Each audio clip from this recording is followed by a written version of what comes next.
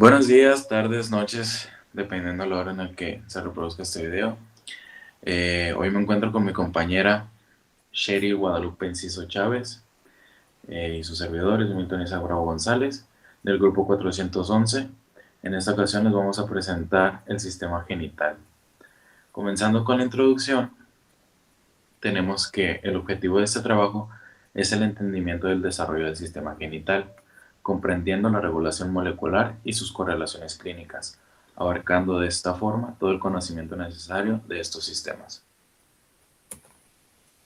El sistema genital, la diferenciación sexual es un proceso complejo que implica muchos genes, algunos de los cuales son autosómicos. La clave para el dimorfismo sexual es el cromosoma Y, que contiene un gen de determinación testicular denominado en inglés Sex Determined Region, o G, que por sus siglas en inglés sería básicamente SRY en su brazo corto. Continuando con las gónadas, si bien el sexo del embrión queda determinado genéticamente al momento de la fecundación, las gónadas no adquieren características morfológicas masculinas o femeninas, sino hasta la séptima semana del desarrollo. Las gónadas aparecen al inicio como un par de rebordes longitudinales. Las crestas genitales o gonadales se forman a partir de la proliferación del epitelio y una condensación del mesénquima subyacente. Las células germinales no aparecen en las crestas genitales sino hasta la sexta semana del desarrollo. Las células germinales primordiales surgen del epiblasto, migran por la línea primitiva y a la tercera semana ya residen entre células del endodermo de la pared del saco vitelino en la proximidad al alantoide. Durante la cuarta semana migran con movimientos ameboides por el mesenterio dorsal del intestino posterior y alcanzan las gónadas primitivas al inicio de la quinta semana. Para invadir las crestas genitales en la sexta semana, si no alcanzan las crestas, las gónadas no se desarrollan o son rudimentarias. Así las células germinales primordiales tienen un efecto inductor sobre el desarrollo de la gónada en ovario o testículo.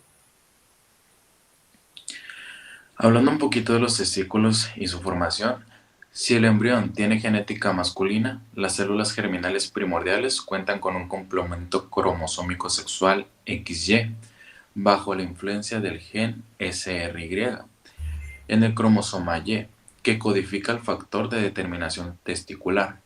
Los cordones sexuales primitivos siguen proliferando y penetran a profundidad en la médula para constituir los cordones testiculares o medulares. Hacia el hilio de la glándula, los cordones se desintegran para formar una red de tiras celulares diminutas que más tarde dan origen a los túbulos de la retetestis.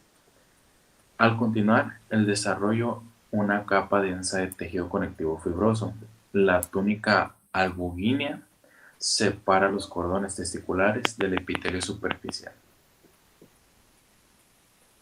Durante el cuarto mes, los cordones testiculares adquieren configuración en herradura y sus extremos quedan en continuidad con los de la retetestis. Los cordones testiculares están compuestos ahora por células germinales primitivas y células de Sertoli, derivadas del epitelio superficial de la glándula. Las células del Leydig que derivan del mesénquima original de la cresta gonadal se ubican entre los cordones testiculares. Comienzan su desarrollo poco después del inicio de la diferenciación de estos cordones. A la octava semana de gestación, las células de Leydig comienzan a producir testosterona y el testículo puede influir sobre la diferenciación sexual de los conductos genitales y los genitales externos. En el ovario, en los embriones femeninos con complemento cromosómico sexual XX y sin cromosoma Y, los cordones sexuales primitivos se disocian para formar cúmulos celulares irregulares. Estos cúmulos, que contienen grupos de células germinales primitivas, ocupan la porción medular del ovario. Más tarde desaparecen y son sustituidos por estroma vascular, que constituye la médula ovárica. El epitelio de superficie de la gónada femenina, a diferencia del de la masculina, sigue proliferando. En la séptima semana da origen a una segunda generación de cordones, los cordones corticales, que penetran al mesénquima subyacente, pero permanecen cerca de la superficie. En el tercer mes, estos cordones se dividen en cúmulos celulares aislados.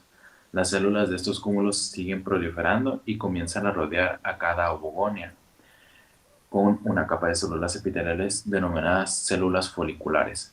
Juntas, las ovogones y las células foliculares constituyen un folículo primordial.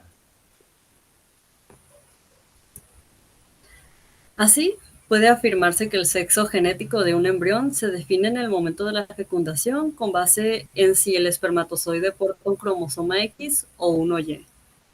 En embriones con una configuración cromosómica sexual XX, los cordones medulares de las gónadas involucionan y se desarrolla una generación secundaria de cordones corticales. En embriones con complemento sexual XY, los cordones medulares se transforman en cordones testiculares y no se desarrollan cordones corticales secundarios. Los conductos genitales en la etapa diferenciada, al inicio del embrión masculino y el femenino tienen dos pares de conductos genitales.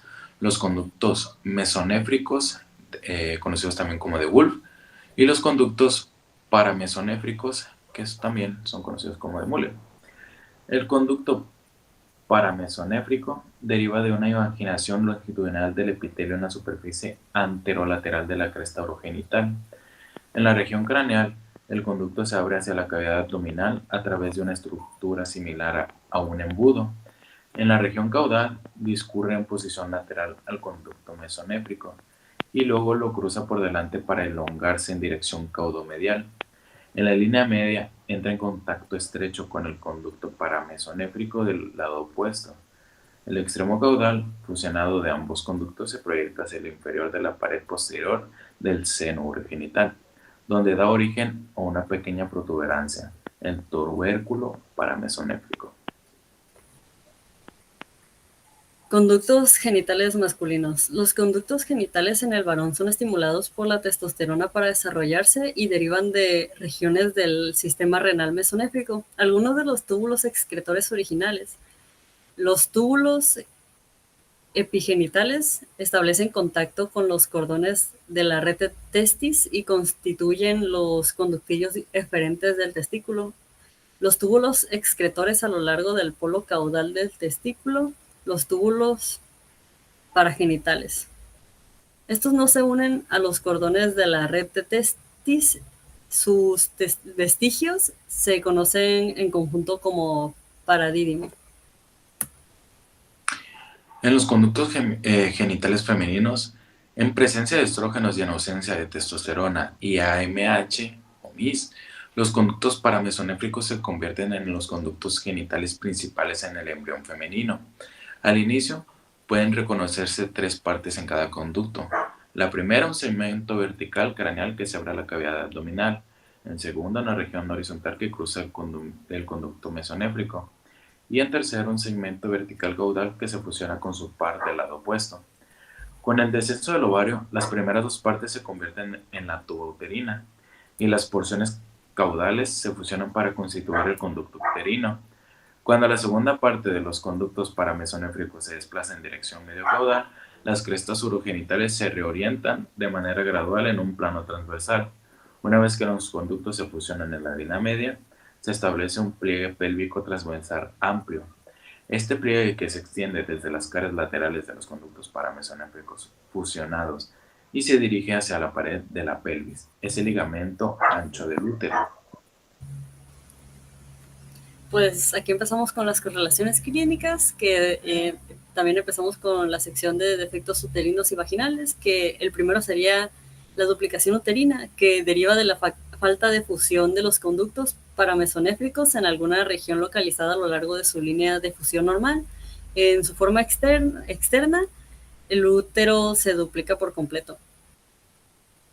Continuamos con el útero arqueado y la forma menos grave, se trata tan solo de una indentación en la línea media.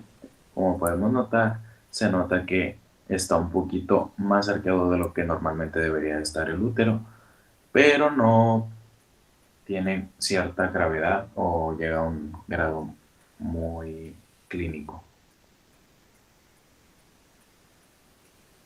También está el útero bicorne, que el útero aparenta dos cuernos que ingresan a una vagina común.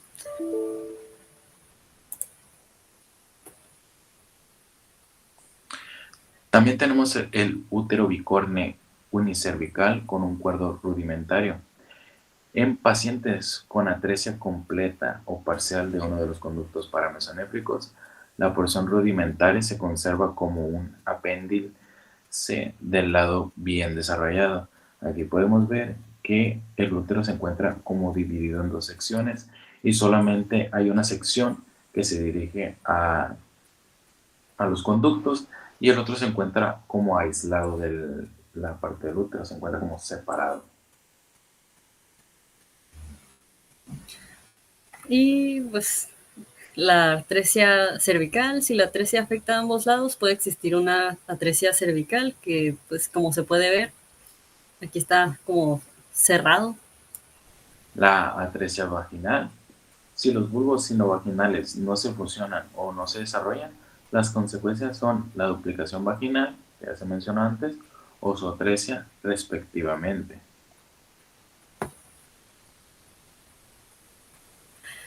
Defectos de los genitales masculinos, que pues, esto puede ser la hipospadía. La fusión de los pliegues uretrales es incompleta y se aprecian orificios uretrales anormales a lo largo de la superficie ventral del pene, por lo general cerca de la glande o a lo largo del cuerpo o cerca de la base del pene, que aquí se puede ver cómo no se cerró adecuadamente. Tenemos las epispadias. El meato uretral se identifica en el dorso del pene. Pues aquí tenemos una breve imagen donde aparece la mucosa de la vejiga urinaria, el orificio uretral y la uretra, pero no se encuentran en la posición adecuada por su incorrecto desarrollo.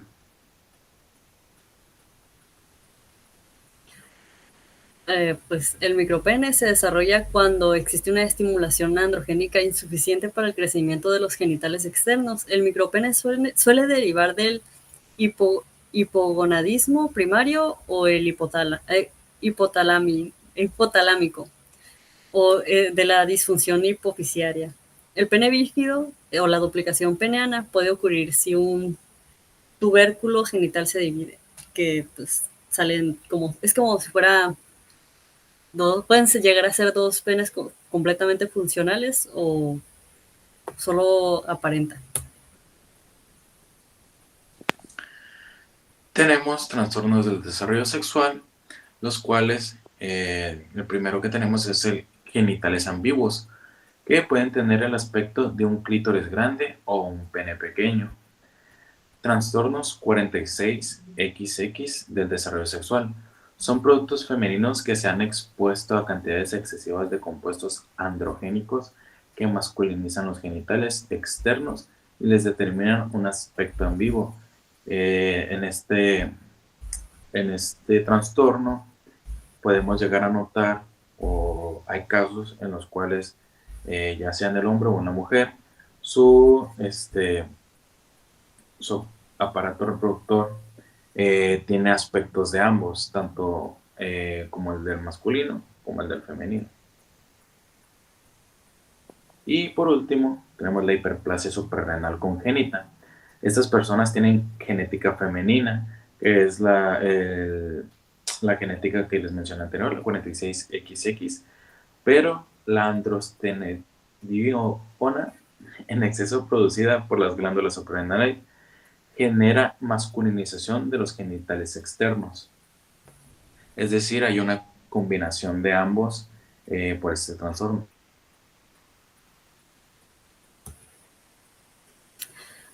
Continuando con estos trastornos de desarrollo sexual, existe el síndrome de la insensibilidad a andrógenos, que en estos individuos existe la carencia de receptores de andrógenos o incapacidad de los tejidos para responder a los complejos receptor dihidrotestosterona y en consecuencia los andrógenos que se sintetizan en el testículo no pueden inducir la diferenciación de los genitales masculinos. Y los trastornos del desarrollo sexual 46XY Es la consecuencia que tienen es que los genitales son normales para un varón, pero existen grados diversos de remanentes del sistema mulleriano, incluso útero y tubas uterinas. El síndrome de insensibilidad total a andrógenos. Existe una vagina, pero puede ser corta o hipoplástica. A menudo los testículos se identifican en el conducto inguinal o en la región de los labios, pero no se presenta espermatogénesis.